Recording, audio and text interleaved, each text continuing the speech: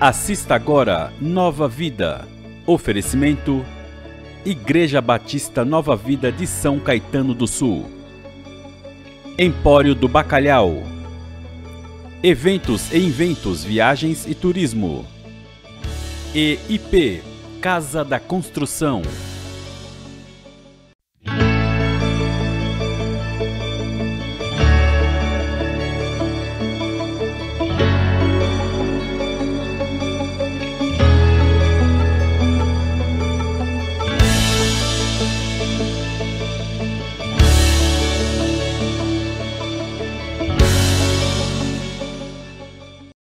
Olá, bem-vindo ao nosso programa Nova Vida, programa patrocinado pela Igreja Batista Nova Vida aqui em São Caetano do Sul. Eu sou o pastor Kenji e estou acompanhado do meu querido amigo, companheiro de ministério, de batalhas, né? Pastor Silvio Oliveira. Tudo bem, pastor? Tudo ótimo, melhor agora, porque hoje o tema é muito bom, muito gostoso de se falar. É mesmo? É porque nós vamos falar do Natal, pastor. Sim. O nascimento de Jesus. Pois é, que infelizmente, é maravilhoso. Infelizmente é até um pouco distorcido. Sim. As pessoas entendem que Natal... Comércio, né? É comércio, é festa, né? Bom, outras coisas, mas vamos deixar para lá, porque eu gostaria de ouvir do pastor sobre os 3 magos, né? Eles eram reis mesmo? Ah, os magos do Oriente. Exatamente, está aqui estão em Mateus. Lá, Mateus capítulo 2, né? Aliás, é até bom a gente ler. Sim, está assim, ó, depois que Jesus nasceu em Belém da Judéia, nos dias do rei Herodes, magos vindo do Oriente chegaram a Jerusalém e perguntaram: onde está o recém-nascido rei dos judeus? Vimos a sua estrela no Oriente e viemos adorá-lo. Que eles existiram com toda certeza, porque está no relato bíblico. Sim. Mas algumas informações que nós precisaremos considerar, né? Sim. O fato de que os reis magos, ou melhor, os magos, né? Daqui a pouco eu explico por que reis magos, né? Porque não está aqui. Não está aqui. Mas os magos, eles não apareceram imediatamente após o nascimento de Jesus, como quer sugerir os presépios, né? Você já viu aqueles presépios, né? Aquelas que é muito bonita, aqueles enfeites que se colocam. É bonito porque é presépio, porque vai no estábulo daquele. Ah, não. Só o cheiro. Exatamente, porque Jesus nasceu num estábulo, né? Mas, e aí muitas vezes representam, né, esses homens vindo com seus presentes, colocando aos pés de Maria, José e o menino Jesus ali na manjedoura. E, na verdade, isso não ocorreu, né? Foi tempos depois. Sabe por que foi tempos depois? Sim. Porque, olha só o que diz aqui. Que Herodes chamou os magos secretamente, informou-se com eles a respeito do tempo exato que a estrela tinha aparecido. Sim. Aí depois, então, ele os despediu e eles foram ao encontro de Jesus e o encontraram numa casa. Não é isso? Olha só, versículo 11. Mais no exatamente. Ó, ao entrarem na casa, versículo 11, viram um menino com Maria, sua mãe, e prostrando-se o adoraram. Então abriram seus tesouros e lhe deram presentes, ouro, incenso e mirra. E aí o que acontece? Aí eles fogem, né? Porque em sonho Deus avisa para eles não voltarem para Herodes, para não dizer onde que estava o menino. Sim. E Herodes então manda matar os que nasceram naquele período. Puxa, né? vida. Então no versículo de número 16 está assim: quando Herodes percebeu que havia sido enganado pelos magos, ficou furioso e ordenou que matassem todos os meninos de 2 anos para baixo. Puxa. Então significa que Jesus poderia ter 1 ano e pouco, quando os magos o visitaram. Entendeu? Então não foi imediatamente após o nascimento, lá na manjedoura. Então levou um tempo para os magos aparecerem com seus presentes, né? E anunciarem o nascimento do rei dos judeus para o doido do Herodes. Obviamente nós percebemos que não está na ordem cronológica que nós imaginávamos, né? Sim. Não está na ordem cronológica. Na tradição a gente imagina assim: nasceu Jesus, aí vieram os pastores, e em seguida dos pastores aí vieram os magos. Né? Não foi bem assim. Levou um tempo para os magos aparecerem. E é interessante aqui que fala sobre o rei Herodes, e aqui também no verso 2 ele diz assim, onde está aquele que é nascido rei dos judeus? Então, eu entendo também que a promessa de Deus, né, através de seu filho Jesus Cristo, que estava ali já nos seus poucos meses de nascido, é que ele já ia ser conhecido como rei. Pastor. Pois é, e o grande mistério qual é? Esses magos do Oriente provavelmente vieram da Babilônia. Sim. Na Babilônia, os caldeus, eles eram conhecidos como ilustres astrólogos. Sim. Né? Então eles construíam umas pirâmides bem diferenciadas, bem diferentes das pirâmides do Egito, que eram chamadas de zigurates. Poxa. Em cima dessas pirâmides, então, eles estudavam os céus e viram essa estrela, viram que essa estrela era diferente. Agora, o grande mistério é como é que eles conseguiram associar o aparecimento dessa estrela com o nascimento do rei dos judeus. Sendo pagão? Sendo pagãos. Interessante. E eles estão a milhares de quilômetros da Judéia. Sim. Né? E eles vão seguindo a estrela. Né? Então, como é que eles chegaram a essa conclusão de que aquela estrela era o símbolo, o sinal, né? O sinal do nascimento do rei dos judeus? Se não tinha uma tradição, se não, né? Dos profetas do Antigo Testamento. Tanto é que quando eles trouxeram essa informação para Herodes, Herodes chamou, né? Os sacerdotes, chamou os chefes, os mestres da lei, para perguntar a eles se estava certo aquilo. Né? E descobriram então que era em Belém que haveria de nascer o rei dos judeus. Então, quer dizer, só depois que eles anunciaram, vimos a estrela, cadê o rei dos judeus que nasceu? Quer dizer, mesmo os judeus não sabiam de absolutamente nada. O povo da lei não sabia. E o povo que não tinha lei sabia.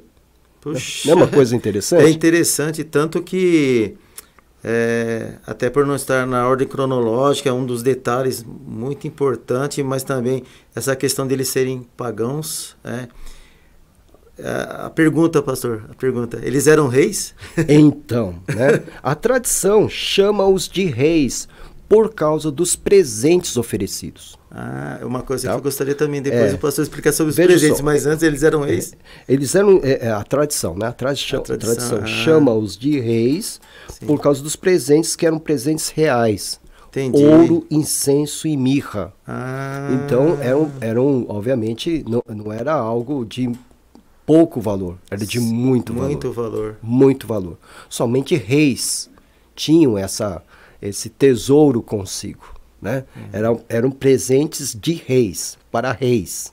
Então, quando o rei ia visitar um outro rei, ele oferecia presentes dessa natureza. Sim. Entendeu? Agora, eles eram sábios, com toda certeza eram sábios ou magos no linguajar da antiguidade, porque mexiam, estudavam as estrelas, estudavam o movimento dos astros, né? E também, obviamente, viam... faziam profecias a partir do movimento dos astros. Então eles eram tidos como, por isso que nós falamos que eles eram astrólogos, né? Sim. Magos ou sábios do Oriente. E exatamente por causa desses três presentes é que eles chegaram à conclusão que seriam 3 reis. Sim. Né? Gaspar, Melquior e Baltazar. Né? Mas isso está dentro da tradição. Sim. Muito provavelmente foi uma grande caravana. Foi uma grande caravana que foi ao encontro de Herodes e depois foi ao encontro de Jesus. Né? Não foram apenas três homens no camelo, como a gente vê, né? Nos camelos e tal. Mas uma grande caravana deve ter seguido para a Judéia, orientada, né, por essa estrela. E quando eles depositaram os 3 presentes aos pés de Jesus, cada presente, né, tem um significado. Sim. Né? O ouro representando a realeza, né? O incenso representando o sacerdócio de Jesus, né? Porque o incenso era usado, né, nos sacrifícios, a intercessão, etc. As orações. Isso. E a mirra, já um presente profetizando a sua morte. Olha. Né? Então, os 3 presentes já tinham o seu sentido, o seu significado. A mirra provavelmente Porque seria... perfumava o corpo. Ah, era uma essência para perfumar um cadáver. Um cadáver, olha. Entendeu? Então, veja só. Então, o ouro para o rei, o incenso para o sumo sacerdote e a mirra para aquele que haveria de se sacrificar por nós. Interessante que, mesmo dentro dessa distinção de presentes, né, todos eles têm o mesmo significado de valor. Sim, sim, perfeito. O mesmo significado de valor, mas o mais interessante ainda é que ouro, incenso e mirra, né? E esses reis, obviamente, eram considerados, o pastor já disse que eram 3, né, mas tinha uma caravana. Esses 3 era pela sua importância também, a importância de cada um seria. Os 3 presentes, tá? Os presentes. Os magos deveriam ser mais de 3, com toda certeza. Ah, era? Olha. Por isso que eu estou falando que é uma comitiva, uma caravana. Não é apenas 3. 3. Era uma caravana, né? Era uma caravana. Os presentes foram representados por 3. Sim, ouro, sim. Nós não sabemos quantas peças de ouro foram presenteadas a Jesus. Não sabemos qual a quantidade de incenso, qual a quantidade de mirra, porque eram presentes atrás de presentes, né? Não sei se é errado, mas eu já ouvi até pessoas, né, algumas pessoas que se dizem, que estudam a Bíblia, que com todos esses presentes aí, José abriu uma empresa. Não, é porque eles eram pobres, né? Sim. Eles não tinham nada. Perfeito. E ele foi ser carpinteiro. E Jesus foi ajudá-lo. Pois é. Talvez com esses presentes, eles puderam se sustentar no tempo que ficaram no Egito, fugindo de Herodes. Olha. Né? Não aconteceu isso? Sim, aconteceu. Eles tiveram que fugir para o Egito. E até lá eles escaparam também de serem mortos também, né? Porque... Ali a gente não sabe. Na verdade, quando chegou o tempo, quando morreu Herodes, aí eles resolveram voltar. Mas o filho de Herodes também não era coisa muito boa. Aí eles foram para o norte, eles foram para Galiléia. Qual o nome dos 3, pastor? A tradição, né, diz Gaspar, Melquior e Baltazar. Mas, mais uma vez enfatizo, eram mais de 3. Sim. Por que 3? Por que a tradição considerou 3? Por causa do ouro, incenso e mirra. Os presentes muito importantes naquela época, né? Talvez se fosse hoje, alguém ia chegar lá com uma Mercedes, não sei. Coisa do tipo. Né? O que importa aqui é que reconheceram que Jesus era rei. Coisa que os próprios cidadãos, os compatriotas, né, não reconheceram isso. Embora os pastores que estiveram nos campos no dia do nascimento de Jesus, né, foram brindados por aquele coral de anjos, glória a Deus nas alturas, né? Então foram brindados e foram até a manjedoura e reconheceram Jesus, etc. e tal. Sim. Mas o poder real, né, em Jerusalém, e os sacerdotes e os mestres da lei, infelizmente não reconheceram. Interessante também, até vou fazer uma pergunta, a questão do lugar. Jesus, rei dos judeus. A Judéia naquela época, né, ninguém dava nada, estava sob controle de Roma. Sim. E Jesus, na verdade, ele também era conhecido como de Nazaré, mas embora ele não nasceu em Nazaré, ele nasceu em Belém, mas a família era de Nazaré. Sim.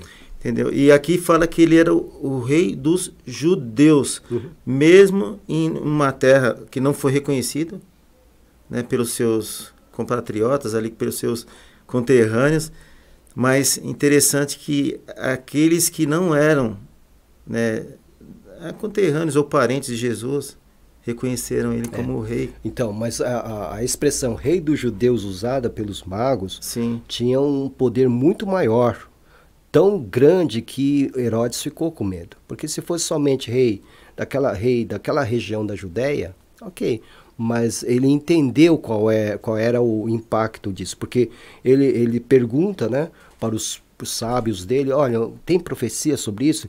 E eles dizem, olha, ele tem que nascer em Belém da Judéia, pois assim escreveu o profeta, mas tu, Belém da terra de Judá, de forma alguma és a menor entre as principais cidades de Judá, pois de ti virá o líder, que como pastor conduzirá Israel, o meu povo. Olha. Então, o que Herodes entendeu? É o rei segundo a linha de Davi. Herodes não era de Davi. Herodes era um efraimita, um descendente de Esaú. Então ele ficou completamente, descontrolado. Sim. Porque quando eles falam rei dos judeus, agora é um rei legítimo. Sim. Um rei da dinastia de Davi. De Davi. Né? Então por isso que ele fica transtornado. Agora, quando fala rei dos judeus, está envolvendo apenas uma parcela de Israel? Não. Vamos lembrar que no Antigo Testamento, o povo de Deus era chamado primeiro de hebreu, né? Depois, na época de Moisés, de israelita, né? Aí na época dos reis continuou sendo israelita, aí teve a divisão dos reinos, né? O reino do norte continuou sendo israelita e o reino do sul, judeus. Sim. Aí o reino do norte foi destruído e ficou só o reino do sul.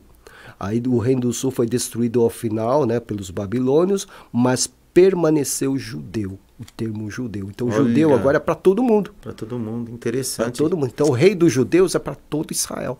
Sabe o que eu vejo aqui na palavra, pastor? Que não existe profecia de Deus pela metade. Sim. Então, é completa, mas com relação a Jesus, nós vemos lá em Isaías também, no capítulo 9, que fala da profecia da vinda dele, que ele seria o maravilhoso, conselheiro, Deus forte. Príncipe da paz. Príncipe da paz. A pergunta que eu faço para o pastor agora, naquela época um rei era considerado um Deus? No caso de Israel, não. Não, né? No caso de Israel, não. Até porque quando pediram um rei para Samuel, sim, né, eles pediram um rei segundo o modelo das demais nações. Né?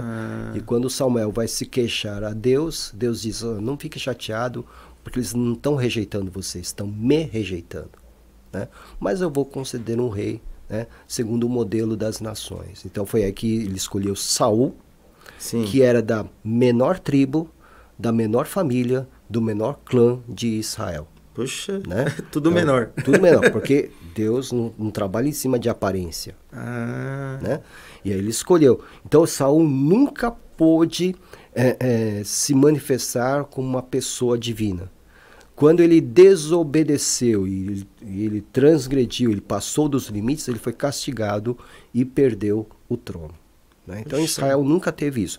Agora, nas demais nações, sim. Né? O faraó, por exemplo, é tido como um deus.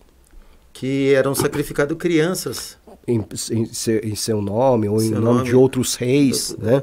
Pagãos. Né? Que eram deuses também. Que eram seres divinos. Nabucodonosor também? Tanto é que ele vai se orgulhar, né, Nabucodonosor, quando ele vê os jardins suspensos da Babilônia, uma das 7 maravilhas do mundo antigo, e fala, eu fiz isso. Quando ele faz, eu fiz isso, aí cai um orvalho do céu. Que ousadia. E ele se transforma num monstro, lembra? Lembro, opa. Né? Que ele ficou comendo grama, né? Ele se transformou num monstro. Que Deus que é esse? Aí então ele se arrepende, ao final de tudo volta a consciência dele, ele viu o que aconteceu com ele e ele reconhece que o Deus de Israel é o Deus Altíssimo. Vale aquela palavra que diz que aquele que se exaltar será humilhado, mas aquele que se humilhar, porque Jesus ele se humilhou, mesmo sendo Deus, ele se humilhou. Filipenses capítulo 2, ele não levou em conta o fato de ser Deus, algo para ter vantagem sobre cada um. Bem diferente, né? Bem diferente, né? Por isso que Paulo diz, sejamos humildes como o nosso Senhor foi humilde, né? Que morreu até morte de cruz. Olha, interessante, você que nos acompanha sempre nos nossos programas, olha o objetivo, na verdade, de entender o que é o Natal, o nascimento de Cristo. Pois é. Porque assim como nós entendemos sobre a ceia do Senhor, sobre o significado do pão, ali do cálice que simboliza o sangue de Cristo. Existe, um simbolismo o Natal, pastor? Olha, o Natal, você sabe que o nascimento de Cristo não deve ter ocorrido no dia 25 de dezembro. Isso eu já ouvi falar, do próprio... Por quê? Porque nesse período, é um período de inverno rigoroso, né, naquela região, e nós temos a informação que os pastores estavam no campo com seus rebanhos. Então eles não poderiam estar no campo com seus rebanhos nesse período. Então, provavelmente foi entre setembro e outubro. Olha. O nascimento de Jesus. Sim. E tendo sido nesse período, coincide com a festa dos tabernáculos. Sim, o que né? significa essa A festa dos tabernáculos significa a celebração do povo de Israel quando Deus tabernaculou ou habitou entre o povo, naquela tenda, a tenda da aliança. Dentre o ano nos meses, praticamente foi em qual mês? Do ano judaico. Setembro, outubro, corresponde a setembro. O primeiro mês do ano civil do judeu. Do judeu. É esse mês de setembro, outubro. Então Jesus já nasceu logo no começo do ano. Exato. Não foi no final. E na festa do tabernáculo. Olha. Ou seja, Jesus não é chamado de Deus conosco? Sim, Emanuel. Então, e a festa do tabernáculo festeja o quê? Deus conosco. Deus conosco, olha. Percebe? Eu creio que os judeus mesmo não associaram isso, né? Obviamente na época não tinha, somente alguns, né? Como por exemplo, pagãos, né? Vieram nesse período para festejar o nascimento do rei dos judeus. Então, veja só. Olha, então, interessante. Não é? O que nós precisamos colocar aqui? No nascimento de Jesus, tudo estava preparado para o seu nascimento. Por quê? Só havia uma língua universal. Sim. O grego. Né? Olha. Por causa de Alexandre o Grande, né? Ele tinha conquistado todo o mundo conhecido e ele impôs a cultura dele e principalmente a língua grega. Então, quando Jesus nasceu, havia uma língua universal, o grego. Né? O que facilitou depois para a pregação do evangelho. Olha. Né? Sim. Uma língua só. Né? Depois, os judeus, depois que voltaram do cativeiro, nunca mais foram idólatras. Nunca mais. Era o povo do livro. Então, quando Jesus nasceu, os judeus agora estão voltados para as escrituras. A Torá? A Torá, né? Todos os profetas, os outros escritos, né? Então, eles estão voltados para o escrito. Não tinha mais o problema da idolatria. Né? E, em terceiro lugar, com o Império Romano dominando tudo, o Império Romano dominou o Mar Mediterrâneo foi chamado de Mare Nostrum, que significa o mar é nosso, estabeleceram a Pax Romana, ou seja, a paz romana. Todo o Império Romano tinha estradas muito boas para se locomover, que facilitou também as viagens missionárias. Entendi. Né? Então Jesus nasceu no tempo certo. Olha.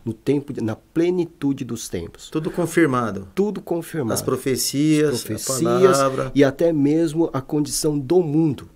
Né? Na cultura, na política e na economia.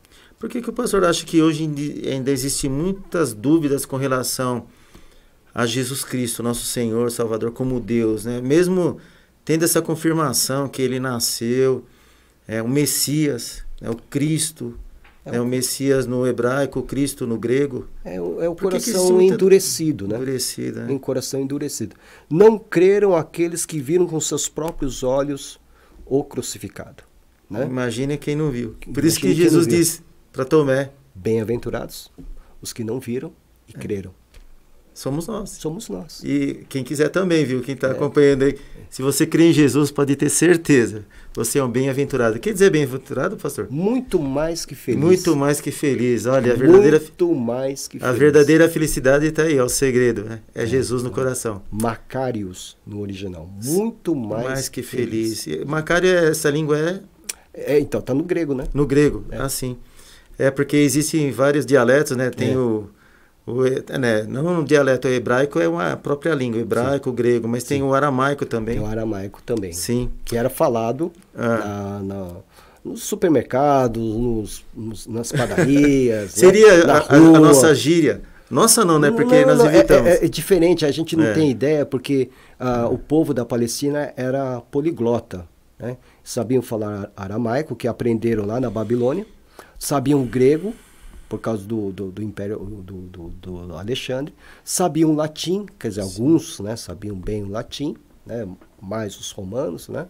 Então, uma pessoa instruída na época de Jesus podia falar essas três línguas. E o hebraico dentro do âmbito do templo, né? O hebraico era falado muito mais no templo. Pastor, o pastor acredita que o Natal ela é uma data triste ou uma data feliz? Tem que ser uma data feliz.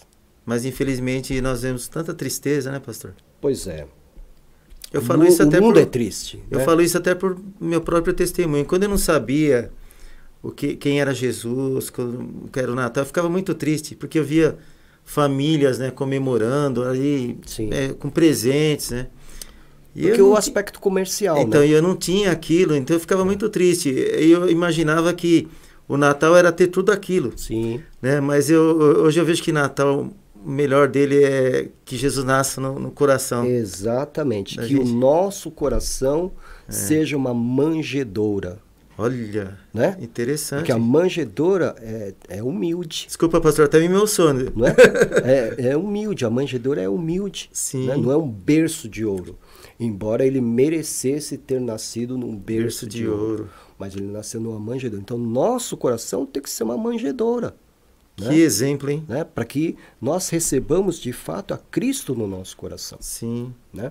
Um coração humilde é um coração preparado para receber a Cristo, o Rei. Sim. Já estamos chegando no final do nosso programa, mas agora eu gostaria que o pastor desse a sua mensagem final sobre o Natal desse ano. Eu quero deixar aqui o meu Feliz Natal a todos vocês e oro para que, de fato, Cristo nasça na manjedoura do seu coração, para que você possa ter vida e vida abundante. Isso está na palavra de Deus. Deus abençoe e até o nosso próximo programa Nova Vida. Amém. Até mais. Até mais.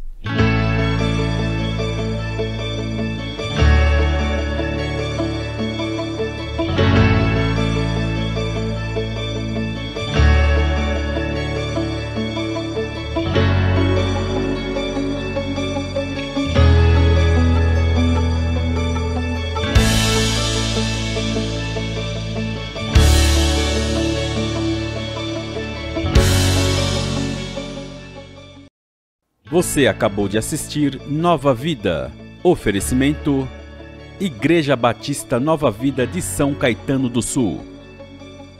Empório do Bacalhau.